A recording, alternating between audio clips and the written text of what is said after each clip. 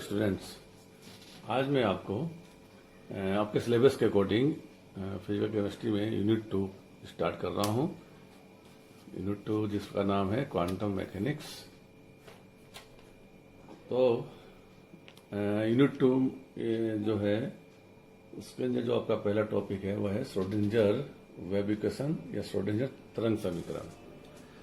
तो श्रोडिंजर तरंग समीकरण के बारे में जानने से पहले या किस प्रकार से वो व्युत्पन्न होता है, उससे पहले हम थोड़ा सा क्वांटम मैकेनिक्स के बारे में जान लें। हालांकि आपने इसको फर्स्ट यूनिट में पढ़ लिया होगा, लेकिन फिर भी आपको यहाँ पे थोड़ा सा एक रिवाइज हो जाएगा कि क्वांटम मैकेनिक्स क्या था। तो क्वांटम मैकेनिक्स प्रकाश तथा विद्युत चुंबकीय विकिरणों की ड्यूल प्रकृति पर आधारित है। ड्यूल प्रकृति मतलब दोहरी प्रकृति, दोहरा नेचर। यहां प्रत्येक फोटोन की ऊर्जा E equal to h nu होता है, और इसको हम ये भी लिख सकते हैं hc अपॉन लैम्डा। प्रत्येक फोटोन की जो ऊर्जा होती है वो h न्यू होगी या hc अपॉन लैम्डा। अब यहां पर h क्या है आपका? प्लांक्स कांस्टेंट, प्लांक स्थिरांक। न्यू ये होता है आवृत्ति। c वेलोसिटी ऑफ लाइट, प्रकाश का वेग। और लैम्डा जो है इसको बोलते हैं तरंग दैर्घ्य, वेवलेंथ। ठीक है, तो यहां ये जो टर्म्स हैं आवृत्ति, प्रकाश वेग, तरंग दैर्घ्य, इनके बारे में भी जानेंगे कि क्या होता है। उससे पहले हम ये भी देख लेते हैं कि तरंग यांत्रिकी क्या होता है। क्वांटम मैकेनिक्स के बारे में आप समझ गए क्वांटम यांत्रिकी क्या होता है, और तरंग यांत्रिकी के बारे में भी एक आइडिया ले लें। इलेक्ट्रॉन प्रोटॉन जैसे अत्यंत सूक्ष्म व गतिमान कणों की ड्यूल प्रकृति पर आधारित है। ठीक, अत्यंत सूक्ष्म गतिमान कण का व्यवहार कभी कणीय होता है तो कभी तरंगीय, जिसमें इनकी तरंग दैर्घ्य, अब जब हम वेव मैकेनिक्स की बात कर रहे हैं तो वहां पर लैम्डा तरंग दैर्घ्य इक्वल टू होता है h अपॉन mv। ठीक है, ये हम तरंग यांत्रिकी की बात कर रहे हैं। ओके, अब हम तरंग के कुछ प्रॉपर्टीज या कैरेक्टरिस्टिक्स है उसके बारे में जान लें। सबसे पहले उसके अंदर हम लेंगे वेवलेंथ, तरंग दैर्घ्य, लैम्डा जिसको बोलते हैं। क्या होता है ये? तरंग के दो निकटतम शिखर बिंदुओं के बीच जो दूरी होती है उसको बोलते हैं हम तरंग दैर्घ्य। दो निकटतम शिखर बिंदु कैसे हो गए? जैसे ये है आपका कोई तरंग चल रहा है, मान लो यहाँ पे ये चला, यूं ये तरंग चल रहा है। तो दो मैक्सिमम निकटतम बिंदु, ये जैसे ये तरंग है, इसका मैक्सिमम पॉइंट ये हो गया, या ये मैक्सिमम पॉइंट हो गया। इनके जो बीच की दूरी होगी उसको बोलते हैं लैम्डा या तरंग दैर्घ्य। और इस प्रकार से यहाँ भी इन दोनों के बीच की दूरी लैम्डा या तरंग दैर्घ्य कहलाएगी। तरंग दैर्घ्य की जो यूनिट्स हैं वो होता है, तरंग दैर्घ्य को हम मीटर में, सेंटीमीटर में, नैनोमीटर में या आर्मस्ट्रॉन्ग में व्यक्त करते हैं। और 1 आर्मस्ट्रॉन्ग किसके बराबर होता है? 10 की पावर -8 सेंटीमीटर या 10 की पावर -10 मीटर के बराबर होता है। ये इसकी वैल्यू है। ठीक है, लैम्डा हो गया। अब हम बात करते हैं आवृत्ति की। जो भी टर्म्स हैं इनके बारे में आपको एक आइडिया होना चाहिए कि इसको हम किस प्रकार से परिभाषित करते हैं, इनके क्या यूनिट्स होते हैं, क्या वैल्यू होती हैं। यही आगे जाके अब काम आएगी। तो फ्रीक्वेंसी जिसको हम न्यू से व्यक्त करते हैं, न्यू बोलते हैं इसको। तरंग एक नियत बिंदु से, कोई भी एक फिक्स पॉइंट से कोई भी तरंग प्रति सेकेंड में जितनी बार गुजरती है उस संख्या को तरंग की आवृत्ति कहते हैं। ठीक है, प्रति सेकेंड जितनी बार गुजरती है उसको। तो कोई भी हम जैसे एक नियत पॉइंट ले लें, मान लीजिए पॉइंट ले लें, तो तरंग 1 सेकेंड में इस यहां से कितनी बार गुजर रही है उस संख्या को न्यू बोलते हैं। और इसकी जो यूनिट होती है वो होता है हर्ट्ज, HZ। ठीक है, ये हो गई बात आवृत्ति की। अब हम बात करते हैं वेलोसिटी c की, प्रकाश वेग। ठीक है, तरंग द्वारा 1 सेकेंड में तय की गई दूरी, मतलब 1 सेकेंड में कोई भी तरंग कितनी दूरी कवर करती है उसको बोलते हैं प्रकाश वेग। और c इक्वल टू, ये फार्मूला भी होता है न्यू लैम्डा। आपने पढ़ा होगा, इस प्रकार से पढ़ा होगा पूरे क्लासों में, c equal to n lambda. उसी प्रकार से यहाँ पर देखिए c equal to nu lambda, आवृत्ति इंटू तरंग दैर्घ्य। और जो c का मान होता है वो होता है 3 इंटू 10⁸ metre second inverse, velocity of light. ठीक है, अब हम एक नई टर्म की बात कर रहे हैं जिसका नाम है आवृत्ति संख्या, वेव नंबर।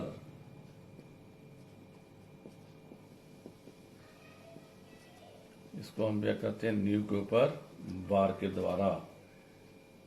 क्या होता है ये, इकाई दूरी में संचरित होने वाली तरंगों की संख्या तरंग संख्या कहलाती है। ना सुन लें, इकाई दूरी में संचरित होने वाली तरंगों की संख्या को तरंग संख्या कहते हैं। और ये जो है तरंग दैर्घ्य का रेसिप्रोकल होता है, अर्थात तरंग संख्या इज इक्वल टू 1/लैम्डा। ठीक है, अगर हमें लैम्डा मालूम है तो तरंग संख्या ज्ञात कर सकते हैं। एक चीज है तरंग फलन, वेव फंक्शन, जिसको कि हम साई के द्वारा व्यक्त करते हैं। इसको हम बोलते हैं साई। ये सारे सिंबल्स ध्यान रखना, यही काम आएंगी। एक दिए गए ऊर्जा स्तर में किसी गतिशील सूक्ष्म कण के बारे में, ऊर्जा स्तर में किसी गतिशील सूक्ष्म कण के बारे में सूचनाएं, जो भी उसकी सूचना होगी उसके बारे में जानकारी होगी, एक गणितीय व्यंजक या फलन द्वारा दिया जाता है। इसे तरंग फलन कहते हैं। और तरंग फलन को हम साई से व्यक्त करते हैं और इसको हम इस प्रकार भी लिखते हैं, Sai x T, distance and time, विस्थापन और समय। ठीक है, चले अब हम आगे बढ़ते हैं।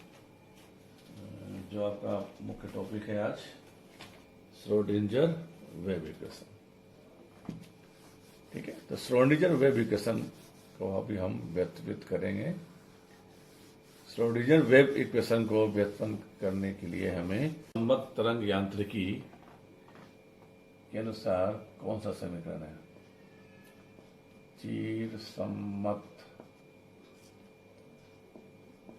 तरंग समीकरण,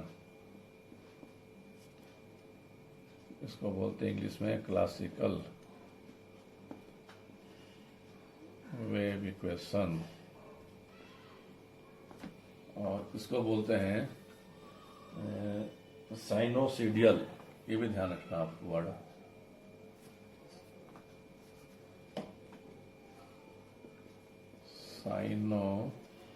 साइनोसीडियल तरंग समीकरण एक ही चीज है। ठीक है, कई बार इस नाम से भी आ जाता है, ये सम्मत बोल लो या साइनोसीडियल बोल लो या क्लासिकल तरंग समीकरण बोल लो। तो चिरसम्मत तरंग समीकरण के अनुसार किसी आवर्ती तरंग प्रक्रिया का साइन या कोसाइन, तरंग प्रक्रिया का साइन या कोसाइन द्वारा व्यक्त किया जाता है। ठीक है, किसी आवर्ती तरंग प्रक्रिया को साइन या कोसाइन फलन द्वारा व्यक्त किया जाता है, जिसके अनुसार तरंग फलन साई को हम निम्न प्रकार लिख सकते हैं। तो इसके अनुसार जो तरंग फलन है, तरंग फलन जिसको हम साई से व्यक्त करते हैं, तो psi equal to a sine 2 pi x upon lambda. ठीक है, ये हमारा हो गया पहला इक्वेशन, समीकरण। यहां पे जैसा मैंने पहले बता दिया, आप लिखें यहां पे लैम्डा क्या होता है, ए क्या होता है। तो लैम्डा को मालूम ही है, तरंग दैर्ध्य होता है, और ए जो है वो होता है एम्पलीट्यूड इन एक्स एक्सिस, एम्पलीट्यूड इन एक्स एक्सिस। आयाम, तरंग का आयाम होता है, ये तरंग का आयाम किस डायरेक्शन में है, ये एक्स डायरेक्शन में। ठीक है, अब हम इस इक्वेशन का अवकलन करेंगे। जो इक्वेशन नंबर हमारा 1 है, इसको हम डिफरेंशिएट करेंगे with respect to x, x के सापेक्ष समीकरण 1 का अवकलन करने पर। तो समीकरण 1 को एक्स के सापेक्ष अवकलन करने पर क्या मिलेगा हमको, साई है तो del psi upon del x, psi का एक्स के सापेक्ष अवकलन, इसको आप d psi upon d x भी लिख सकते हो, कोई दिक्कत नहीं, एक ही चीज है।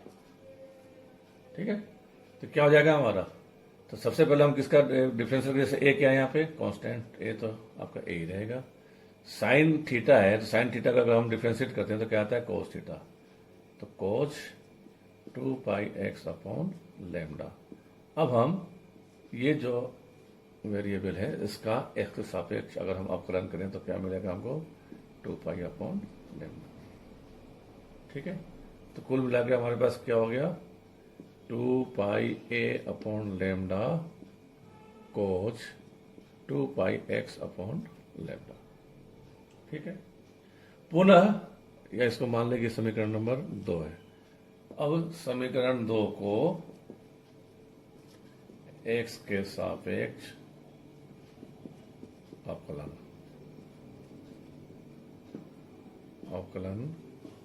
करने पर, ठीक है, तो हमने क्या किया यहाँ पे, पहले हमारा जो फलन था साई इसके बराबर था, ये हमने फर्स्ट ऑर्डर में कन्वर्ट किया।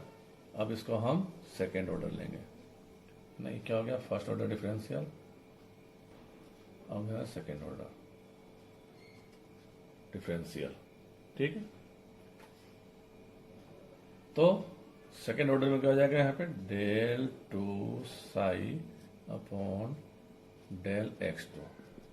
ठीक, फिर से हम देखें यहाँ पर, अब ये क्या है हमारा कांस्टेंट राशि है, तो ये 2 pi a upon lambda as it is. Cos theta का अगर हम डिफरेंशिएट करते हैं तो क्या आ जाएगा, minus sign 2 pi x upon lambda, और पुनः इस फलन का हम डिफरेंशिएट करें तो 2 पाई अपॉन लैम्डा।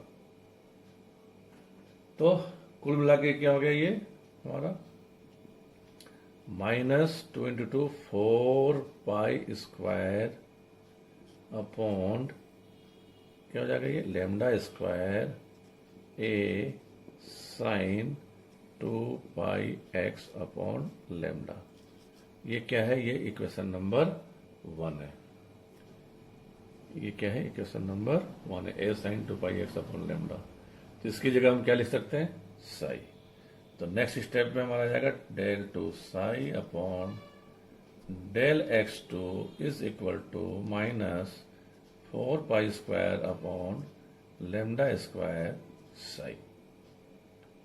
कोई प्रॉब्लम, नो। अब RHS को हम अगर लेफ्ट हैंड में ले जाएं, ठीक है, तो क्या मिल जाएगा हमको, del 2 psi upon del x2 is, sorry right को लेफ्ट में ले जाते हैं तो ये आ जाएगा माइनस से प्लस हो जाएगा 4 pi square upon lambda square psi is equal to 0। ये हमारा आ गया चिरसम्मत तरंग समीकरण। यह चिरसम्मत तरंग समीकरण है। ठीक है, यहाँ चाहे तो इक्वेशन नंबर डाल दो आप 3, कोई दिक्कत नहीं है ना। यह समीकरण किसी कण की एक्स अक्ष में तरंग गति की व्याख्या करती है। चूंकि इलेक्ट्रॉन भी एक कण है जो कि तरंग प्रवृत्ति को व्यक्त करता है, अतः यह समीकरण इलेक्ट्रॉन तरंग की भी व्याख्या कर सकती है। ठीक है ना। तो ये हमारे आज हमने देख लिया चिरसम्मत तरंग समीकरण किस प्रकार से आया है। अब इसी समीकरण का समावेश करके श्रोडिंगर ने अपना समीकरण दिया था। ठीक है, तो श्रोडिंगर तरंग समीकरण को हम अब आगे कैसे करेंगे ये हम नेक्स्ट वीडियो में आपको बताएंगे। और मैं सभी स्टूडेंट्स को बोलना चाहूंगा कि आप जो भी YouTube देख रहे हैं अपने दोस्तों में भी बताएं कि वो YouTube चैनल सर्च करे और सब्सक्राइब कर ले। सब्सक्राइब करने से क्या होगा, जब भी वीडियो डलेगा वो आपके पास उसका नोटिफिकेशन आ जाएगा। तो जितने अधिक से अधिक संख्या में बच्चों को के पास मैसेज जाए वो उतना ही वो लाभान्वित होंगे। तो पुनः आपसे बोल रहा हूं मैं कि अधिक से अधिक संख्या में एक दूसरे को मैसेज करें कि इस प्रकार से YouTube चैनल पे क्लासेस चल रही हैं और जो भी चैनल है उसको एक बार सब्सक्राइब कर लें। तो थैंक यू।